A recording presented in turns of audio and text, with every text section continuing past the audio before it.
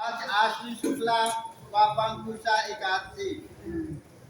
पुण्यात्मा युधिष्ठिर ने विनम्रता से पूछा, महाराज श्री कृष्ण, मनुष्य को पाप कर्म से सदैव बचना चाहिए, परंतु यदि भूल हो जाए तो क्या करे? क्या कोई ऐसा भी व्रत है जो ऐसे मनुष्य की रक्षा करता है? श्री कृष्ण ने प्रसन्नता पूर्वक कहा, हे राजन, इस दृष्टि से पापांकुशा एकादशी का महत्व है। आश्विन महीना के शुक्ल पक्ष की एकादशी का वृतांत मैं सुनाता हूँ। पापों का नाश करने वाली होने के कारण ही इस एकादशी का नाम पापांकुशा एकादशी है। पापों पर अंकुश रखने वाले का नाम है पापांकुशा। इस दिन साधक को, व्रती को विधि पूर्वक भगवान पद्मनाभ विष्णु की पूजा करनी चाहिए। यह एकादशी मनुष्यों को मनवांछित फल प्राप्त कराने वाली है। साधक को बहुत दिनों तक कठोर तपस्या करने से जो फल मिलता है, साधना करने वाले को साधक कहा गया। कह रहे हैं कि व्रती को बहुत दिनों तक कठोर तपस्या करने के बाद जो फल प्राप्त होता है, वह व्रत के दिन, आज के दिन पूजन कर भगवान विष्णु को श्रद्धा विश्वास से नमस्कार करने से प्राप्त हो जाता है। जो व्यक्ति अज्ञानवश पाप कर लेता है, परंतु श्री हरि से अपने अपराधों की क्षमा मांगते हुए उन्हें नमस्कार करते हैं, वे नरक में नहीं जाते। विष्णु के नाम के कीर्तन मात्र से संसार के सब तीर्थों के पुण्यों का फल मिल जाता है। जो व्यक्ति सारंग पाणी भगवान विष्णु की शरण में जाते हैं, उनको यम यातना नहीं भोगनी पड़ती है, मतलब यमराज के रास्ते में नहीं जाना पड़ता है। जो अज्ञानी विष्णु एवं वैष्णव, मतलब शिव और शिव के भक्तों की निंदा करते हैं, वे अवश्य नरक में जाते हैं।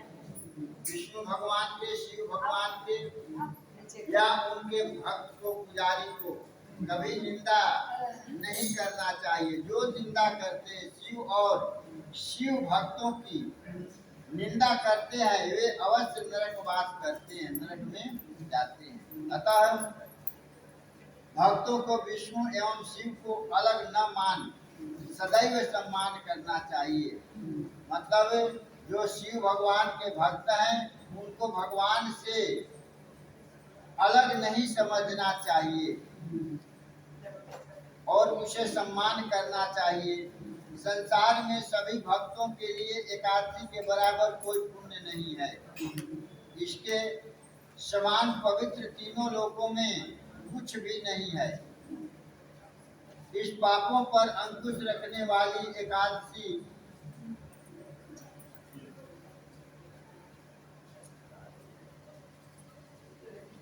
इस पापों पर अंकुश रखने वाली एकादशी जैसा पुण्यदायी कोई व्रत नहीं। गंगा नदी में, गया में, काशी में, कुरुक्षेत्र और पुष्कर में किए स्नान दान की तुलना से इसमें स्नान करने से और यहाँ इस स्थान पर दान करने से कई गुना अधिक फल प्राप्त होता है। गंगा के किनारे, गया में, काशी में, कुरुक्षेत्र में और पुष्कर, इसे स्नान दान की तुलना में अधिक पुण्य यह व्रत है। इस व्रत के साथ जागरण करने से ही मनुष्य विष्णु की विशेष कृपा को प्राप्त करता है।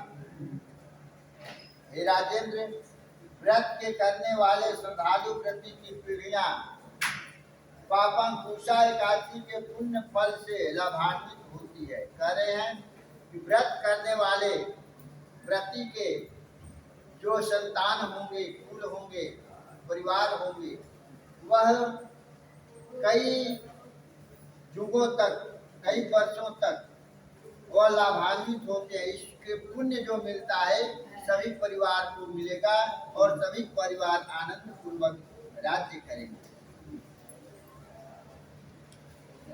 इस व्रत के साथ जागरण करने से हे राजेंद्र, व्रत के करने वाले श्रद्धालु व्रती की पीढ़ियां पापम कुशा एकादशी के पुण्य फल से लाभान्वित होते हैं।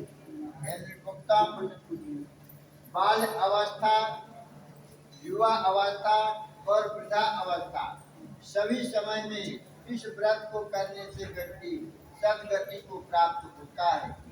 यही एक व्रत है कि चाहे बच्चे कर ले, जवान कर ले, बूढ़े कर ले, सभी कर सकता है और सभी को फल प्राप्त होता है। अब आज के दिन क्या करना चाहिए? इस व्रत को करने से व्यक्ति सदगति को प्राप्त होता है।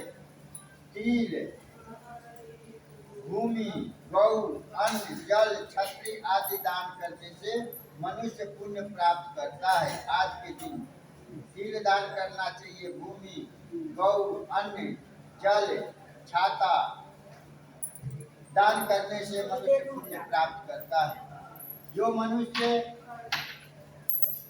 किसी प्रकार के पुण्य कर्म के किए बिना जीवन के दिन व्यतीत करता है, वह लुहार की धोकनी मतलब हवा फेंकने वाली वो जो लुहार के पास नहीं रहता है, हाँ, जो गर्म आग को करता है, वैसे ही ये हम लोगों का श्वास जो है आवाज आता है और जाता है।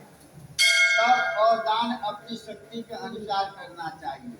तप पर बैठ गए और निरोग नहीं है, रोग लगा हुआ है, दवाई के बिना मैं चल नहीं सकता हूँ, तो तप नहीं करो। और दान दे रहे हो तो अपनी शक्ति के अनुसार दान करो। ये नहीं है कि किसी से मांग करके, किसी से चुरा करके, उधार लेकर के, ऐसा दान नहीं होता है। दान आपके पास है, भगवान आपको दिए हैं, तो उसी में दशांश हिस्सा दान करना चाहिए, इसलिए उसको दशांश कहा गया है। दान दे करके कभी कहना भी नहीं चाहिए और पछताने के तो दूर है। कह रहे हैं धन वालों के, अब इसमें कहा गया कि धन वालों को सरोवर, अब जिसके पास धन है उसको सरोवर, बाग, धर्मशाला आदि बनवाकर दान करना चाहिए। ऐसे मनुष्य संसारिक सुख सम्मान प्राप्त करते हैं, उन्हें यम यातनाएं नहीं भोगनी पड़ती हैं। वस्तुतः जब एकादशी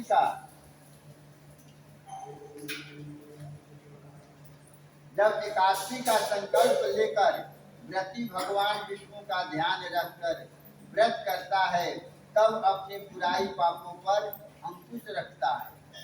संकल्प ले लेता है कि हे विष्णु भगवान पदम नाम, मैं आज आपके व्रत का संकल्प ले रही हूँ कि इस व्रत को किसी भी स्थिति में मैं पूरा करूंगी, मैं करूंगा।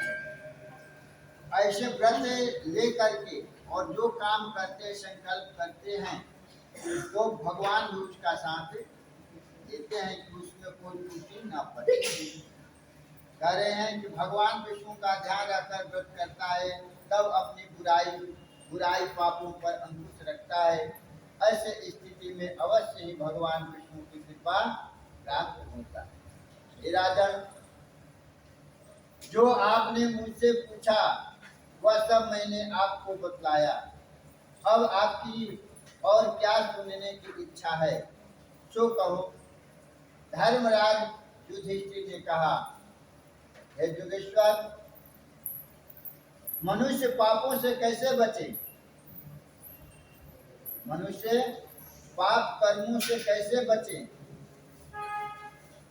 भगवान कह रहे हैं, धर्मराज तुम्हारा यह प्रश्न बहुत उपयोगी है।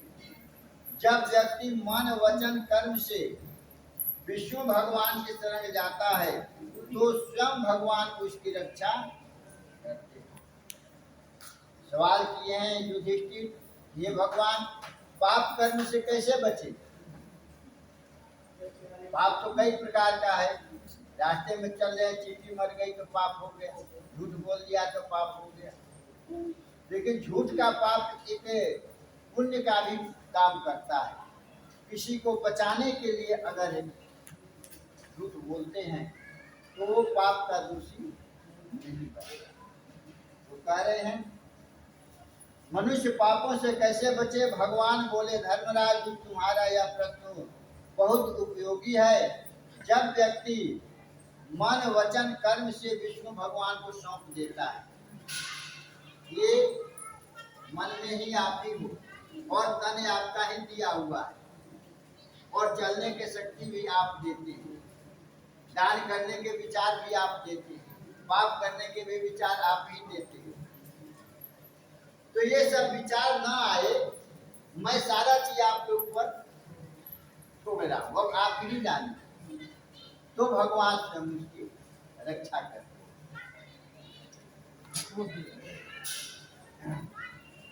अतः पाप कर्म होने नहीं पाते।